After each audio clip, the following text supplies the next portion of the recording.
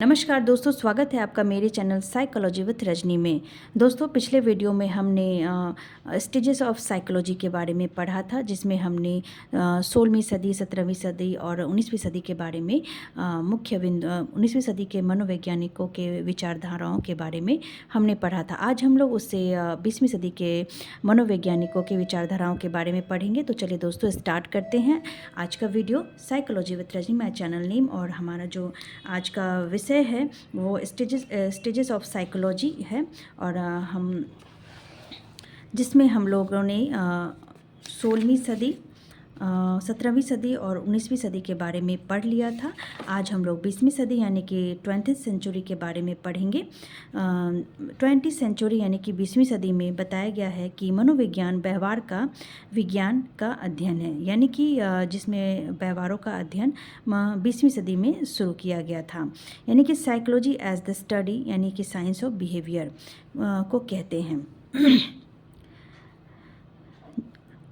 इसके ज़रिए यह बताया गया था कि मनोविज्ञान मानव के व्यवहारों का मनोविज्ञान के ज़रिए मानव के व्यवहारों का अध्ययन किया जाता है। इसके जो समर्थक हैं वो हैं JB Watson, E.L. Thorndike, I.P.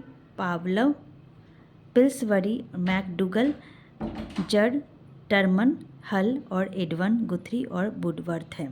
तो इसमें जो है वो जेबी वॉटसन इसके मुख्य हैं, E.L. थॉर्नडाइक और I.P. पावलव है, पिल्सबरी है, मैकडूगल है। तो इसमें ये सारे जो समर्थक हैं, इसमें से सभी नाम इम्पॉर्टेंट है। एक बार अगर आप इसे ध्यान से देख लोगे तो आपको याद हो जाएगा कि कौन सी सदी में कौन से इसके समर्थक रहे हैं।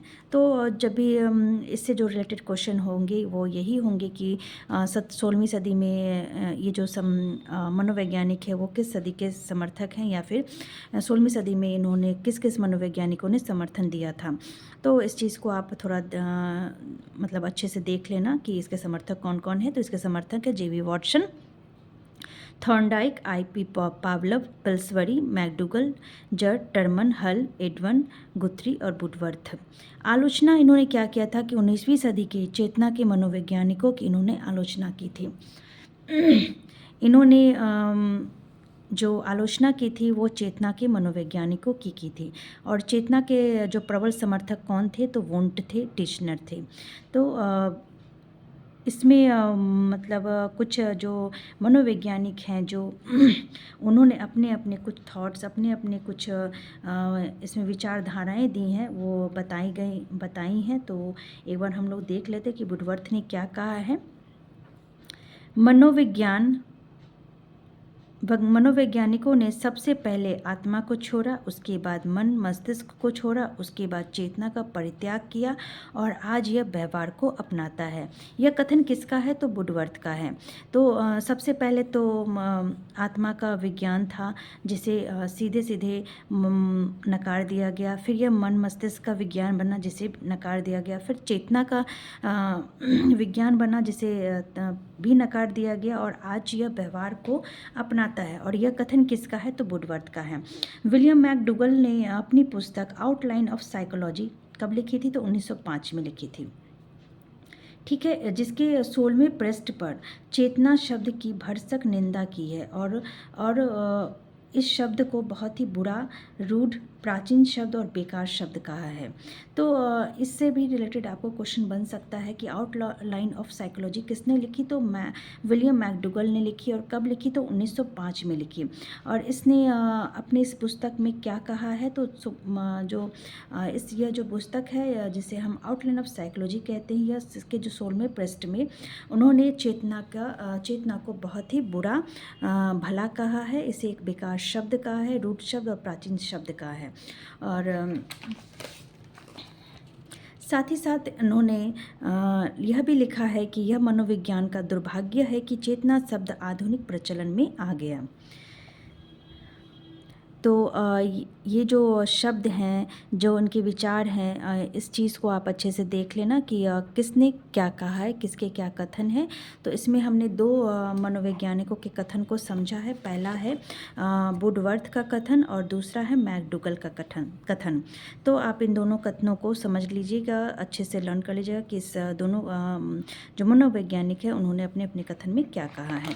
अब हम लोग तीसरे जो मनोवैज्ञानिक है सिगमंड फ्रायड, जिसके बारे में हर कोई जानता है। यह मनोविश्लेषणवाद के जनक हैं, जो वियना यानी कि जो ऑस्ट्रिया में है वहाँ के रहने वाले थे, जो एक मनोचिकित्सक भी हैं, जिनका जन्म 1857 से लेकर के 1939 में इनकी मृत्यु हुई, यानी कि 1857 की क्रांति से आप इसका जन्म याद रख सकते हो, और 1939 में इसकी मृत्यु हुई। सिगमंड फ्रायड को मनोचिकित्सक भी कहते हैं, मनोविश्लेषणवाद के जनक भी कहते हैं, स्वप्न विश्लेषणवाद का जनक भी सिगमंड फ्रायड को कहा जाता है। इन्होंने अचेतन, अवचेतन, प्रक्षेपण, रक्षा युक्तियों का जनक भी माना जाता है। मनोलैंगिक विकास का जनक भी सिगमंड फ्रायड को कहा जाता है, और सिगमंड फ्रायड द्वारा चेतना की आलोचना की जाती है। और इन्होंने मनोरोगियों के इलाज के हेतु या फिर मनोरोगियों के लिए इन्होंने सम्मोहन विधि, स्वप्न विश्लेषण विधि और शब्द साहचर्य विधि का मतलब इसका आविष्कार किया था, जिसके जरिए वो मनोरोगियों का इलाज करते थे। सिगमंड फ्रायड द्वारा सिगमंड फ्रायड ने मन की अवस्थाओं का वर्णन किया था। ठीक है, सिगमंड फ्रायड ने मन एवं मस्तिष्क की 3 अवस्थाएं बताई थी। पहला है चेतन, दूसरा है अर्धचेतन और तीसरा है अचेतन। चेतन जिसे हम कॉन्शियस की अवस्था कहते हैं, अर्धचेतन सब कॉन्शियस की अवस्था, और अचेतन यानी अनकॉन्शियस की अवस्था। चेतन की जो अवस्था है 1/10 भाग, यानी कि लगभग 10% जो भाग होता है वो चेतन होता है। यह बहुत ही सूक्ष्म होता है।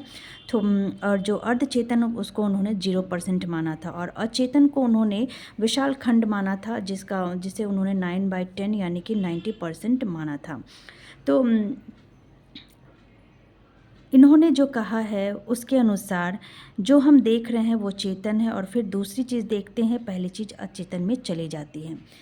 इसका मतलब यह होता है कि जो भी घटना को देख रहे हैं और वो घटना चेतन अवस्था की घटना है। ठीक है, जैसे हम आगे बढ़ते हैं, पिछली घटनाओं को भूल जाते हैं, तो वो अचेतन अवस्था में चली जाती है। फॉर एग्जाम्पल, जैसे कि हम अभी एक क्वेश्चन को याद करते हैं, और फिर जैसे ही दूसरे क्वेश्चन की तरफ बढ़ते हैं, तो वो जो पहला क्वेश्चन होता है हम उसे वो हमारे अचेतन अवस्था में चली जाती है। तो उनका कहना था कि जो भी चेतन अवस्था होती है और जो हम देखते हैं वो चेतन अवस्था होती है, और जो चीज़ें हम नहीं देखते हैं वो सारी जो चीज़ें होती हैं अचेतन अवस्था में चली जाती हैं। उन्होंने अचेतन को काम प्रवृत्तियों का कुंड, इच्छाओं की जननी माना था, दमित इच्छाओं का भंडार, जिसकी तुलना उन्होंने हिमखंड से की थी। सिगमंड ने मन मस्तिष्क की तुलना हिमखंड से की थी। अब सबको पता होगा कि अचेतन जो अवस्था है, इसके बारे में सिगमंड फ्रायड ने बहुत ही डिटेल से, बहुत ही अच्छे से समझाया हुआ है। ठीक है, अचेतन अवस्था को वो क्या कहते थे कि काम प्रवृत्तियों का ये कुंड है। हम जो भी काम प्रवृत्ति से रिलेटेड जो भी बातें होती हैं, हमारी जो दमित इच्छाएँ होती है, जो अनैतिक होती है, वो सारी हमारी अचेतन मन की इच्छा होती है। हमारा अचेतन जो मन है ना, उसमें इच्छाओं का भंडार, विशाल भंडार होता है, जिसकी तुलना इन्होंने किससे की है, तो हिमखंड से की है। यानी कि हिमखंड क्या हुआ, वो बर्फ़ का जो एक विशाल पहाड़ होता है, वो जिसमें हमारी सारी इच्छाएँ एक के बाद एक के बाद एक के बाद दबी हुई रहती हैं। तो सिगमंड फ्रायड ने मन मस्तिष्क की तुलना किससे की है, तो इन्होंने मन मस्तिष्क की तुलना हिमखंड से की है।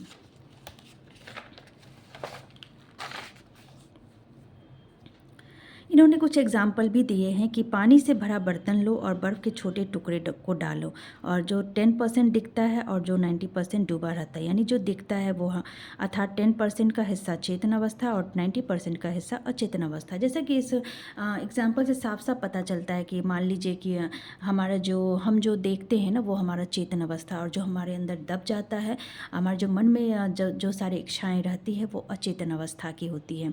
तो इन्होंने इसकी जो तुलना है ना, वो एक बर्फ़ से की है। जो एक एग्जाम्पल के थ्रू बताया है कि पानी से भरा एक बर्तन लीजिए और उसमें एक बर्फ़ के टुकड़े को डाल दीजिए। जो टुकड़ा आपको बर्फ़ का टुकड़े के जो हिस्से को आप देख सकते हो, वो हमारा चेतन में रहता है, और जो नहीं दिखता है वो अचेतन में रहता है। ठीक है, मनोविज्ञान को व्यवहार का विज्ञान माना तर्क दिया उन्होंने कि क्योंकि व्यवहार प्रेक्षणीय है, वस्तुनिष्ठ है, मापित है, मूल्यांकन संभव है, वैज्ञानिक अध्ययन संभव है आदि। यानी कि उन्होंने मनोविज्ञान को व्यवहार का विज्ञान माना, यानी कि सिगमंड फ्राइड ने भी मनोविज्ञान को व्यवहार का विज्ञान माना। क्यों माना? क्योंकि यह व्यवहार जो होता है ना वो प्रेक्षणीय होता है, जिसे हम देख सकते हैं, वस्तुनिष्ठ होता है, माप सकते हैं, समझ सकते हैं, उसका मूल्यांकन कर सकते हैं, मूल्यांकन इसका संभव है, विश्लेषण इसका संभव है, इसलिए इन्होंने मनोविज्ञान को व्यवहार का विज्ञान माना। तो दोस्तों आज के जो इस वीडियो में हमने जो हमारा स्टेजेस ऑफ साइकोलॉजी है उसके बारे में हमने पढ़ा। एक बार शॉर्ट में हम लोग एक बार फिर से देख लेते हैं कि किस वैज्ञानिक ने क्या क्या कहा है और इसके कितने स्टेजेस हैं। साइकोलॉजी की विकास यात्रा, जिसमें कि 4 स्टेजेस के बारे में बताया गया: 16वीं सदी, 17वीं सदी, 19वीं सदी और 20वीं सदी। 16वीं सदी जो है वो जिसमें कहा जाता था कि मनोविज्ञान आत्मा का विज्ञान है, जिसके समर्थक है प्लेटो, अरस्तु, डेकार्टे, गोएकल और सुकरात। इन्होंने आत्मा का विज्ञान क्यों कहा? क्योंकि ये जो सारे समर्थक हैं वो एक फिलॉसफर थे और फिलॉसफी में आत्मा को बहुत ही श्रेष्ठ माना जाता है, इसलिए उन्होंने मनोविज्ञान को आत्मा का विज्ञान कहा। 17वीं शताब्दी में मनोविज्ञान को मन मस्तिष्क का अध्ययन कहा गया और इसके जो समर्थक है वो इटली के पोम्पोनोजी है और अन्य समर्थक में Thomas read, Leibniz, Thomas Hobbes, John Locke आदि आते हैं। इन्होंने आत्मा के विज्ञान को पूरी तरह नकार दिया और इनका कहना था कि आत्मा का तो न कोई रंग होता है, न रूप होता है, न मूल्यांकन हो सकता है, ना आकार प्रकार, कुछ भी नहीं हो सकता है, ना तो देखा जा सकता है, ना स्पर्श किया जा सकता है। अतः इन्होंने आत्मा को नकार करके मनोविज्ञान को मन मस्तिष्क का विज्ञान कहा और इसकी बहुत सारी विशेषताएं उन्होंने बताई हैं जो मैंने यहाँ पर आपको लिखा हुआ है कि मन चंचल होता है, क्रियाशील होता है, निरंतर होता है, एकांकी होता है, यह हमेशा चलता रहता है और इसलिए उन्होंने मन मस्तिष्क को मनोविज्ञान को मन मस्तिष्क का विज्ञान माना। 19वीं सदी में मनोविज्ञान चेतना का अध्ययन या विज्ञान हो गया, जिसके समर्थक थे Wundt, Titchener, William James, James एली और वाइब्स। इन्होंने आलोचना की 17वीं सदी के मन के मनोवैज्ञानिकों का। इनको आधार या तर्क क्या था कि मन तो निजी है, मन तो अंतर्मुखी है, आत्मा की तरह मन का भी तो ना कोई रंग है, रूप है, ना आकार है, न स्वरूप है, मापन मूल्यांकन कुछ भी नहीं होता है, तो हम इसे कैसे सही मान ले। अतः इन्होंने चेतना को मनोविज्ञान का अध्ययन माना। चेतना के जो समर्थक थे वो विलियम बुंट और उनके शिष्य टीशनर थे। बुंट ने चेतना के 2 तत्व बतलाए, प्रतिमा और भाव या संवेदना, और टीशनर ने चेतना के 3 तत्व बताए, प्रतिमा, संवेदना, भाव एवं अनुराग। 20वीं सदी में मनोविज्ञान को व्यवहार का विज्ञान माना गया। यहाँ पर थोड़ा मैंने बहुत ही गलत लिखा, मतलब मैंने गंदी राइटिंग लिखी हुई है, तो आप इसे अवॉइड करें। और इसके जो समर्थक है वो जेबी वॉटसन है, E.L. थॉर्नडाइक हैं, I.P. पालव हैं, पिल्सबरी, मैकडूगल, जड, टर्मन, हल, एडमंड गुथरी और बिडवर्थ। इसकी आलोचना में उन्होंने 19वीं सदी के चेतना के मनोवैज्ञानिकों की आलोचना की है। तो चेतना के मनोवैज्ञानिक कौन थे, इसके समर्थक कौन थे? वुंट, टीशनर, जेम्स एली थे और वुडवर्थ ने इन्हें अपने उन्होंने स्टेटमेंट दिए हुए हैं कि सबसे पहले आत्मा को छोड़ा, उसके बाद मन को छोड़ा, चेतना का परित्याग किया और आज यह व्यवहार को अपनाता है। मैकडूगल ने भी अपनी पुस्तक आउटलाइन ऑफ साइकोलॉजी उन्होंने 1905 में लिखी थी, 16वें पृष्ठ पर चेतना को की भरसक निंदा की है। इसके बाद आते हैं सिगमंड फ्राइड, जो एक मनोचिकित्सक, मनोविश्लेषणवाद के जनक हैं, स्वप्न विश्लेषणवाद के भी जनक हैं, चेतन अवचेतन प्रक्षेपण और रक्षा युक्तियों के जनक, मनोलैंगिक विकास के भी जनक हैं। इन्होंने भी चेतना का भरसक निंदा की है और यह वियना यानी ऑस्ट्रिया के थे और इनका जन्म 1857, जो मैंने आपको बताया था कि 1857 की क्रांति से आप इसका जन्म डेट ऑफ बर्थ याद रख सकते हैं। और इन्होंने मन मस्तिष्क की अवस्थाएं यानी जिसकी 3 अवस्थाओं के बारे में बताया था, चेतन, अचेतन और अवचेतन। चेतन जो 1/10 यानी 10% यानी सूक्ष्म खंड है, अचेतन को इन्होंने 0% दिया था और अवचेतन यानी कि 90% यानी विशाल खंड के बारे में बताया था। इन्होंने अचेतन के बारे में बताया था कि अचेतन काम प्रवृत्तियों का कुंड है, इच्छाओं की जननी है, दमित इच्छाओं का भंडार है और इन्होंने इसकी तुलना हिमखंड से की थी।